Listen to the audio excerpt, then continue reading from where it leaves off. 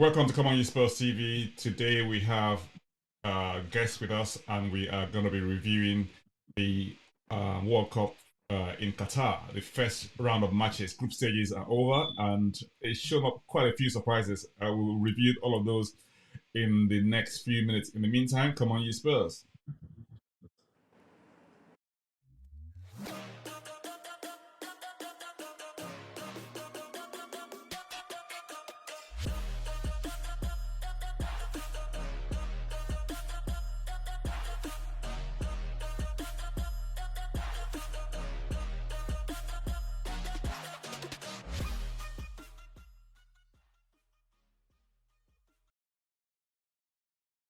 Welcome to ComeonyespursTV. If you're joining us for the first time, this is ComeonyespursTV, where we discuss everything Spurs. But we have a bit of a Nigerian bent to it because most of us who are on this panel are part of the Nigerian What's Up Spurs group. And that's how this came about. Right. We're going to review the matches in the World Cup so far in Qatar. It has been absolutely amazing. I mean, I can't even begin to say how much fun we've had so far. But let's just go to our guest straight off. Chuma is a regular guest, a regular in-house guru, I like to call him. Chuma, how are you? Oh, I'm super good, super blessed. Happy Saturday to everyone. Come on, Spurs. Thank you for joining us today. I know we have a lot to talk about today, and we're going to keep it short and sharp and brief, but yeah, we'll still cover it. We also have Folabi, another of our regular guests. Folabi, how are you? I'm good. Thank you for having me once again. Compliments of the season, everybody. And been a very exciting World Cup so far. Absolutely. And we have a new guest today. Tokes is a new guest, and Tokes is joining us from Lagos. Tokes, how are you? Thank you. I'm fine, thank you. Thanks for having me. And as Falabi said, compliments of the season. Doesn't feel like Christmas because the World Cup is on, but it's great. Thank you. I know. I mean, World Cup and Christmas in the same sentence. Who would have thought, right? Right. So let's get straight into this. Now, where do we even start? I mean, the group matches so far, I mean, it's just put up a lot of fun. It's so much fun. I mean, the first round of matches, we did the review with it, didn't we, Chuma? Remember? And yeah, we did. Okay, I mean, there was no surprise in the first match. Ecuador and Qatar. Okay, Qatar lost. Well, the only sort of what you might call it blip, if you like, is that it sort of upset the records, if you like. No home. No hosts had ever lost the opening match in the World host Cup nation as well. Yeah, so that's sort of a bit of a turn off for the phone book, but hey, we kind of expected that. Qatar are not a great footballing nation and part of the whole controversy, but we won't go into politics today. We just sort of focus on football, you know. And then we had Netherlands against Senegal. For me, I thought Senegal should have nicked something from that game, but 2 goals from Mr. Gakpo. Gakpo is proving to be a bit of a revelation this World Cup for Netherlands, isn't he? You know, we'll come to that in a minute. Yes. Yeah. So I mean, Talks, you've been watching the football, haven't you? And yes, I have. I mean, how would you summarize it so far for you? I mean, what has been the highlight for you so far? It's so exciting. I don't even know where to start. The Saudi-Argentina game was just unbelievable. I think, as you rightly said, major upset, wasn't it? That was just unbelievable because it was supposed to be a walk in the park for Argentina, but the way Saudi came back in that second half, it's still it's still news for everybody. So we enjoyed that. Even the Senegal game, they're not supposed to have lost to Netherlands. They just gave them too much respect. As you said, Gakpo just stole the show that day. So basically, the first set of games has been fantastic. We've really enjoyed it.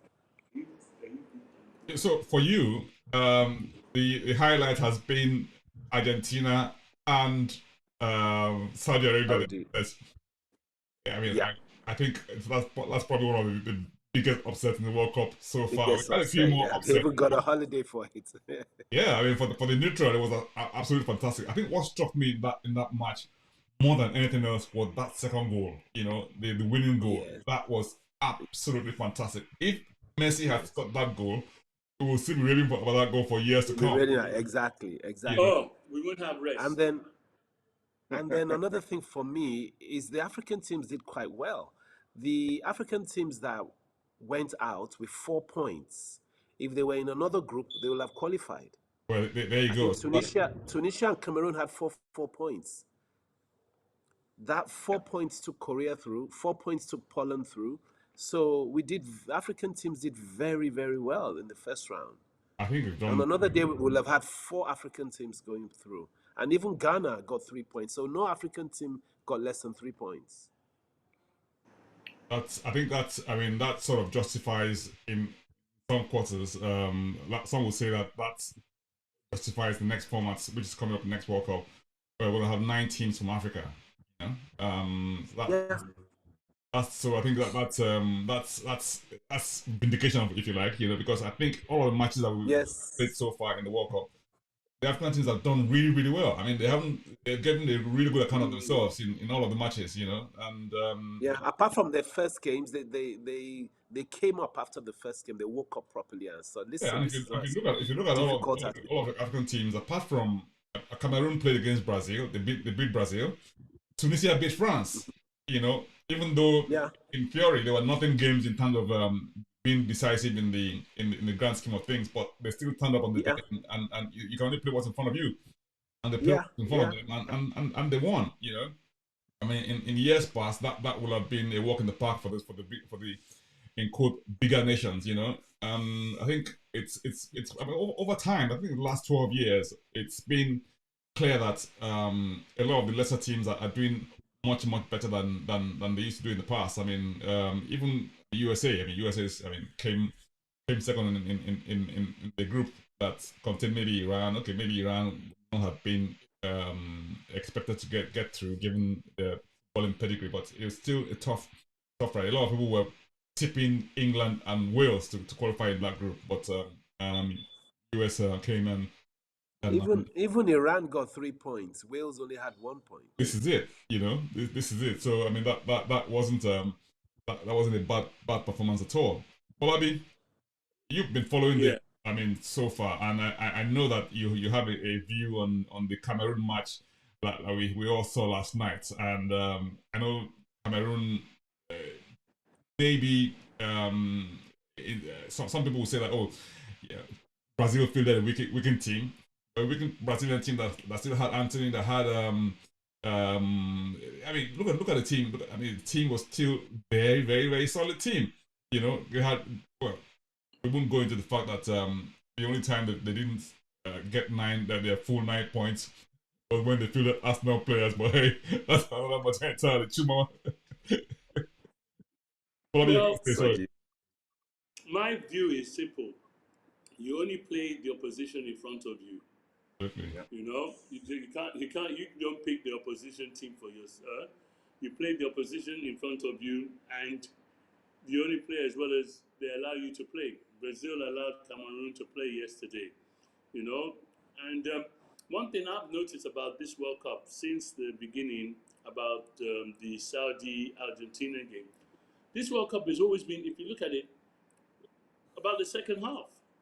The second half of this, most of the games in this World Cup have been matches of basically two halves. Yeah, absolutely. I mean, the second half has been underdog just coming out, going for broke, and saying, well, either we go for everything and we get a point, or we get 3 points, or we get no points and we're going home. So let's go for broke. As we say in my part of the world, all die or die. Let's go for it or die. Yeah. And I'd like to say one more thing. I think this World Cup should teach African nations that they should treat their players a lot better. Because if you look at it, every single team, European team, have African players in their side, in their teams. Oh yeah. In their teams. That should be a learning point, that African nations should concentrate and treat their players a lot better. And if they do, African team will win this World Cup. An African team will win this World Cup.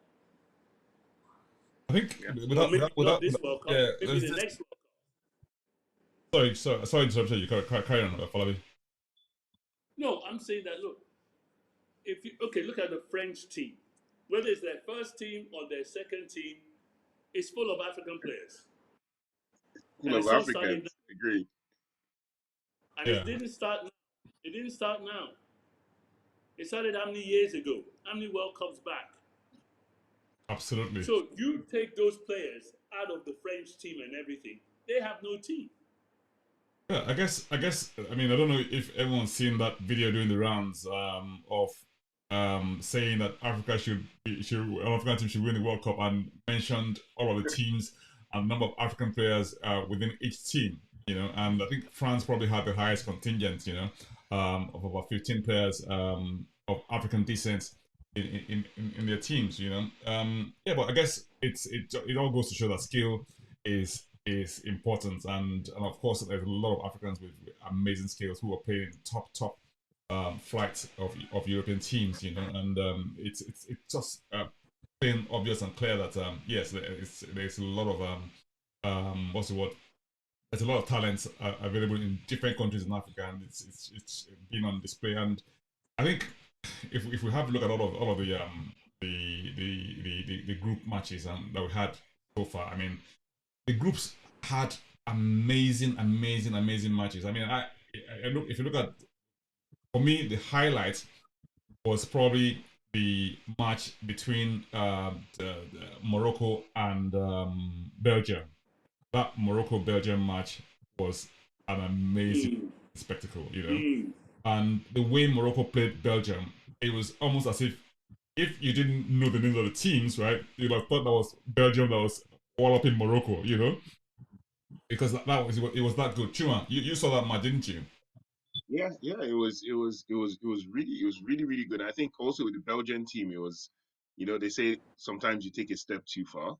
Yeah. And I think it was a step too far for most of the squad. I looked at the ages of the squad the other day, and I was really surprised. Even Hazard's younger brother, who I thought was younger brother, is 29. Wow. You know, there's some players there that, you know, I think the manager was picking out of the fact that these guys have always been in the national team. I don't know if they merited being there anymore because they were slow. But that's not taking anything from Morocco. Morocco showed no respect. And I think that's been my thing for this World Cup is no respect. Teams are coming in saying, look, we can take you out. If we play our game, we'll take you out. The African teams exemplified this the most. African teams went in with no fear. I think maybe also because, you know, maybe it's a coincidence, maybe it's not. African teams for the first time had home-based coaches that had played for national teams as well. So there was a difference. I'm not saying, you know, maybe the European coaches we've had in the past are not good or anything, but for some reason, these guys are playing for their managers as well that are home-based. And maybe there's something in it in terms of how people are represented. But still, the best goal in the World Cup so far is from Falabi's very good friend, Mr. Coconut Head himself, Richarlison. I haven't seen anything that I haven't seen anything that beat that yet. That turn and volley, it's still the best. I did not name him Coconut Head, please. Remind everybody at home who you're referring to, please. You know? I don't know who named him. I don't know who named him. Wally named him Coconut Head from the onset. Wally named him Coconut Head.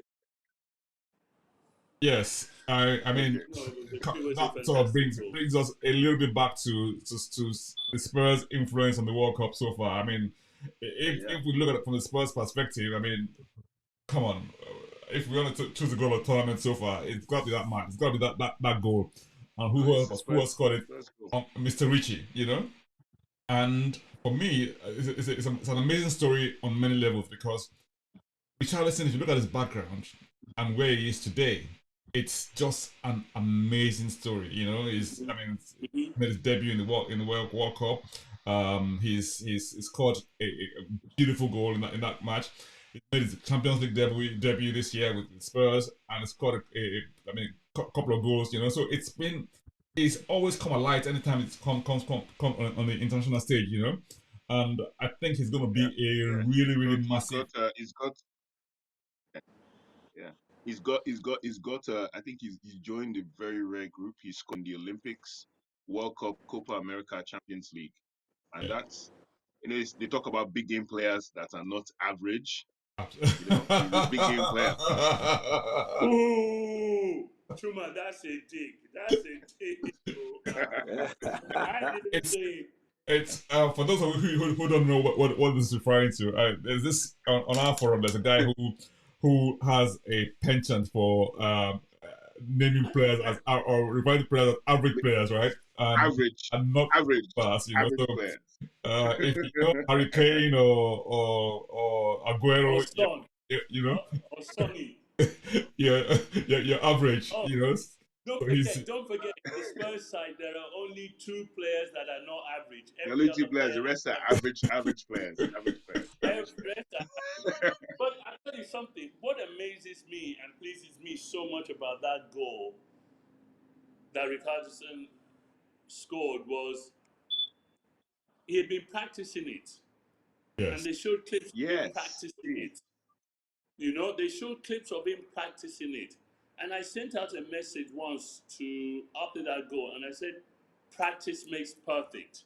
Absolutely. Yeah, I and saw that message. That was the take I took on that goal. That was what pleased me the most about that goal. That the Brazilian team, the Brazilian coaches had actually released the clips before the game of him practicing this specific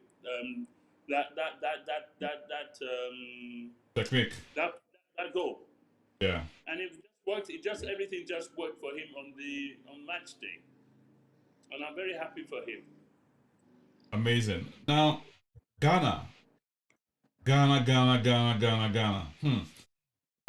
I was a little bit disappointed yesterday.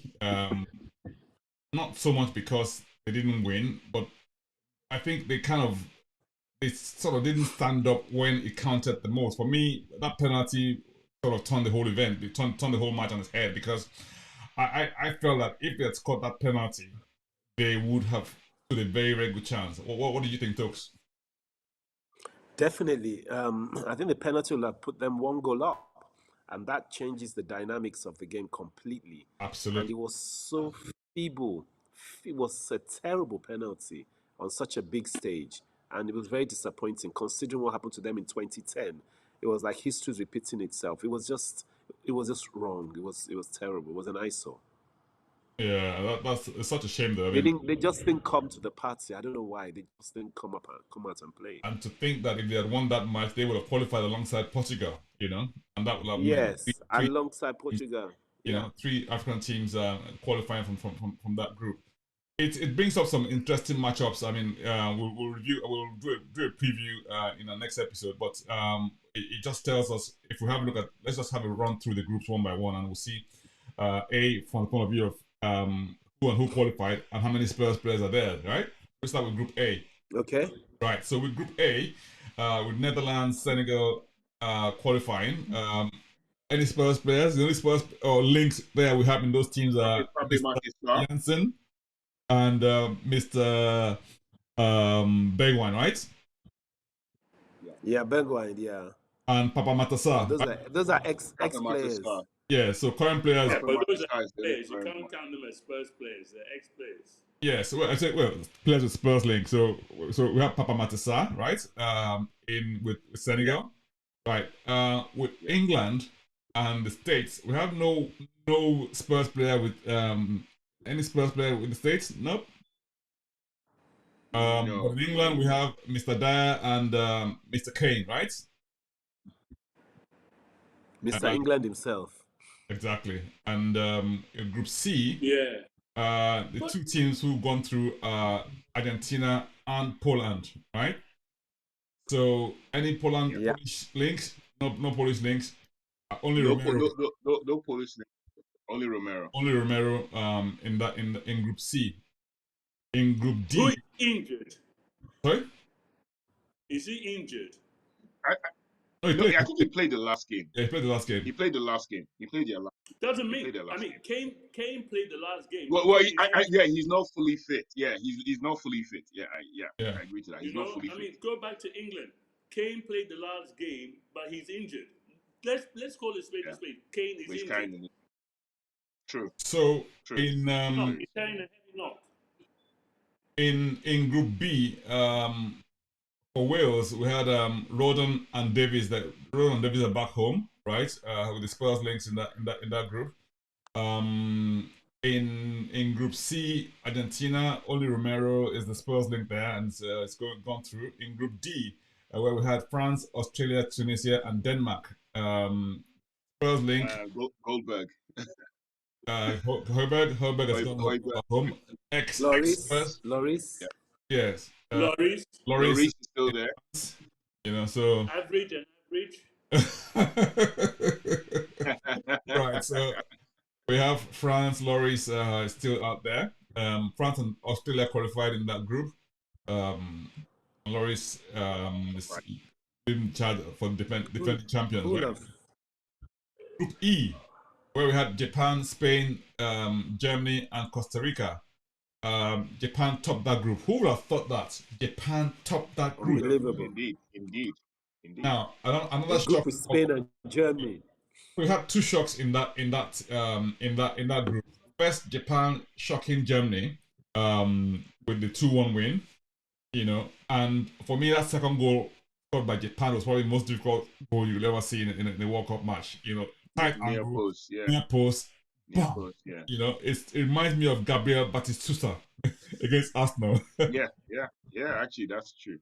You know, so there's a conspiracy theory going around that's been gaining traction.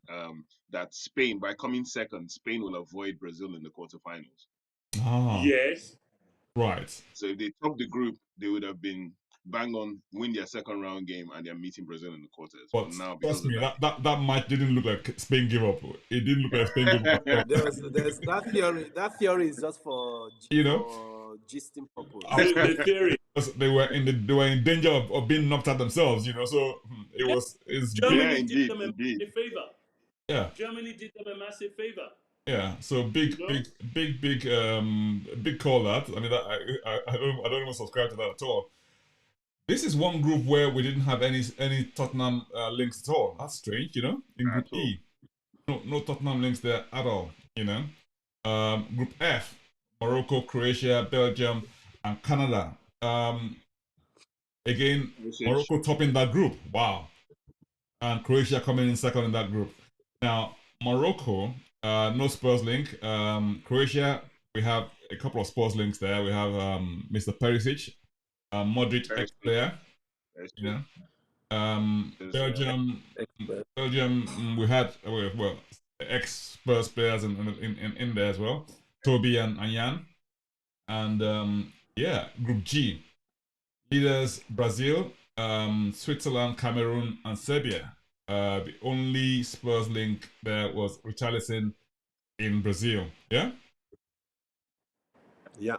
And so Brazil topped that group with Switzerland coming in second. Now, they're very lucky to top the group. I know, right? And anyway, all Switzerland needed to do yesterday was score an extra goal. One more goal. This is it. And finally, Group H, Portugal, South Korea, Uruguay, and Ghana. Huge upset of a group. I know. I mean, the big upset was what? South Korea beating Portugal, and South Korea, even though they lost to Ghana, they drew with Uruguay. So that gave them 4 points and enough to see them through on goals scored. You know. So that was honorable mention for Sonny. Wonderful dribble all the way to their box, and it threw ball like he does for Harry Kane all the time. I know, right? It was like Son to Kane, but just Kane wasn't playing for South Korea. I think it was one who scored that. Who scored that winner, and that was enough to see them through. So quarterfinal matchups. What are we looking at now? We'll come to that, but this knockout stage is showing us. But you know, Go so guys, you know something? This World Cup has been very funny, extremely funny. Was it not the other day that Sonny was crying, thinking that they were going home? Yep. Absolutely. That's true. You know, Absolutely. he never thought they were going to go to the last 16 after they lost the previous. This World Cup has been very funny. And another team we've not mentioned that I've been very impressed about in their first game was Canada. Yeah. Yes. Canada. I thought Canada in their first were unbelievable, and they were very, very unlucky to not have won that game. I thought they deserved to win that game.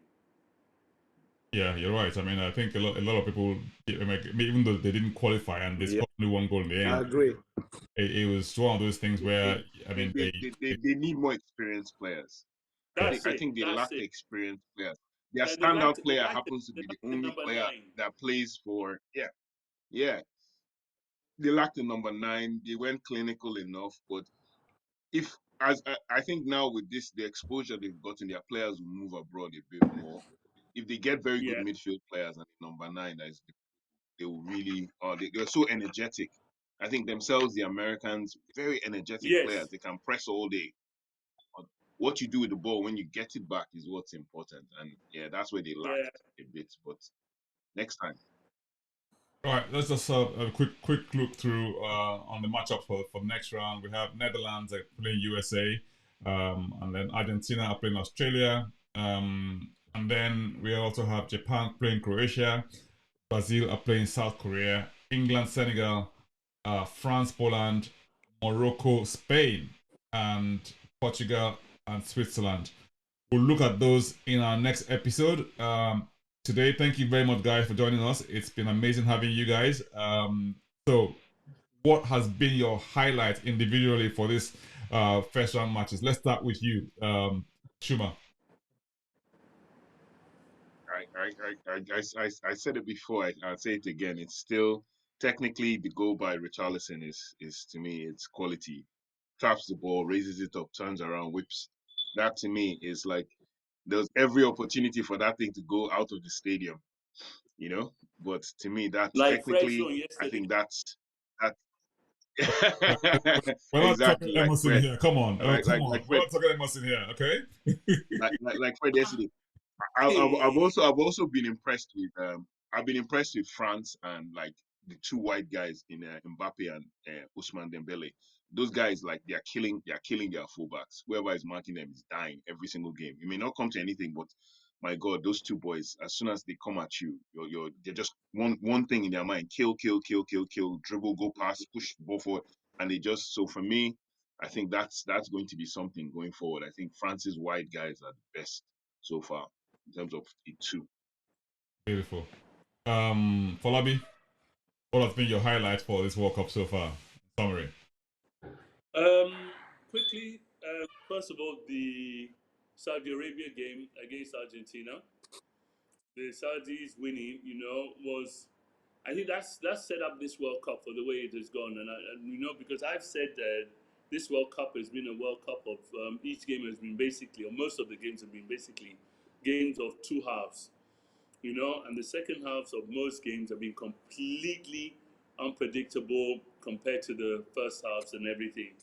And as I said, the underdogs have always come out and gone for bust. So I think the Saudi-Argentina game, and then also I would like to even say yesterday's game.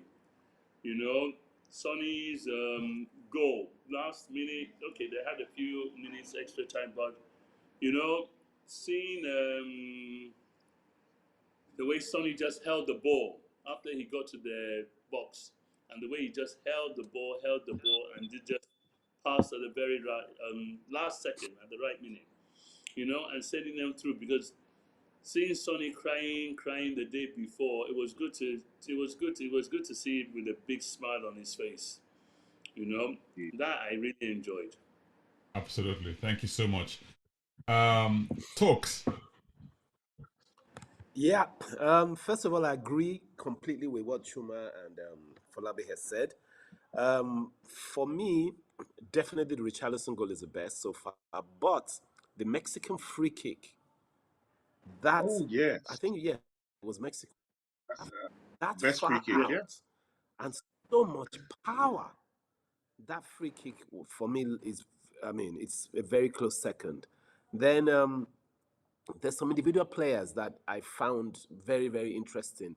The German number 14, is it Musiala? Oh, Musiala. Oh my goodness. Musiala. Oh, wow. Jamal Musiala, indeed. Then Indeed. Jamal there's this other Musiala player. What a treat. is just absolutely amazing. He's unbelievable. And then there's this other guy for Ghana, Kudus. Oh, Kudus, yes. Unbelievable. So, yes, the guys have gone through, the big guys, but these individual players just made a difference for me. And that Mexican goal is something apart from the Richarlison, it was unbelievable. So far, so good. Brilliant World Cup. The upsets have been fantastic. And another thing I like is the last games, in between the games, in the second half, as Falabi has said, the way the table was changing. 1 minute it's, Spain are not going to go through. Oh, Germany have gone through.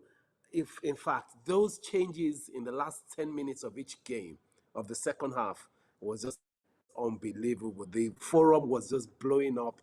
If I had two screens in front of me, because I had to be watching both games at the same time. So it's just so exciting. I hope the knockout stages will be the same, just as exciting, if not more. And looking forward to it, starting from tonight, I take it. Yes. Thank you so much, guys. I mean, it's been. Tokes, I totally agree. Thanks, Tokes. Well, I really agree with what you have said, and you brought some memories back. One had even forgotten, and even mentioned some players that one had even forgotten. And thank you for reminding me of that Mexican free kick. You're welcome. Yeah, that free kick was just out of this world. I mean, thanks, guys. I mean, I don't even know where to begin about the highlights or who are stand-up players for me for this World Cup so far. Musiala, like everyone said, is like the next Messi. I don't want to go into the Messi Ronaldo debate here. I know, but please don't go there. We'll be here all night. I will post something later on, But the amazing thing about it is that he's of Nigerian descent, you know. And even though painful. That's a painful part. Yeah, you know, and he's such a player. He's such a player, and like you said, Tokes, kudos. I don't know why people haven't snapped him up. I think that guy is incredible. No, he was. Yeah, no. There's a reason for that. There's a reason for that. He was injured for 18 months. Oh wow, okay. So he burst onto the scene. He burst onto the scene at Ajax. Our nearest and dearest Kojo has been hyping him for the last couple of years. He's part of the Right to Dream program that takes players from Africa to Europe. And Kojo knows the guys who run it. And he went to Norway. Ajax snapped him up. He came on brilliant. Then I think he played a Champions League game a season ago against Liverpool, and he damaged his ankles or something. So he's been out for quite a while. He came back. Ten Hag, who's at United now, wasn't playing him. And Ten Hag wasn't really playing him. He thought about leaving Ajax, then Ten Hag left. The new coach came in, new coach liked him, and now, boom, he's just picked up from where he left off. But I don't think, beyond next summer, I don't think the young man is staying at Ajax after next summer. I think he's gone. Yeah, and the other... He may be gone in January. Yeah, the other player that impressed me a lot, I mean, I know you mentioned him in the forum, was Amrabat. Now, before we talk about that started an argument. You know, before we talk about Amrabat, but one guy came on for Uruguay yesterday in place of Bentancur, and for me, that guy was just amazing. I can't remember his name now. Matthias Vecino. Yeah, Vecino. Where does he play? You know, he just Vecino plays for Inter. Yeah, I'll give you a fact. Tottenham tried to buy him when he was at Fiorentina. Right. Pochettino wanted to buy Vecino, but he didn't want to leave Italy. I thought his wife or girlfriend that did not want to leave. It's always that case. But this woman won't kill us. I know, right? We won't go into that. But yeah, for me, Amrabat for Morocco, I think is probably their standard player. You know. But also, do you sorry for cutting. Do you think I blame the loss of Uruguay on Bentancur growing up? I felt that Bentancur there allows that Real Madrid boy Valverde move forward more. Valverde didn't do anything because he couldn't. He was helping track back and get the ball, recycle and move. When Bentancur is there, there's a difference in the way their midfield, even though they played well, there's a difference. Like everybody found out that Bentancur is a very good player in this World Cup. Like people are screaming, where is this guy? Where did this guy come from? Bentancur has been a standout for you. But the minute he went off, injured by Thomas Partey, by the way. Deliberately. It was Thomas Partey that did him.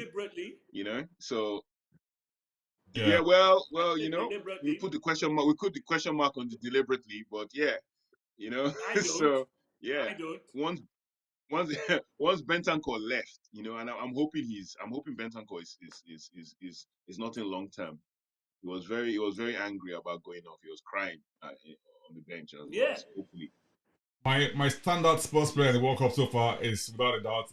I mean, Bentancur, without a doubt. For me, he's just been the standard player for Tottenham this World Cup. And yeah, some people might differ, but I think for me, he has been the standard player. You know, yeah, that's been my highlight for the World Cup.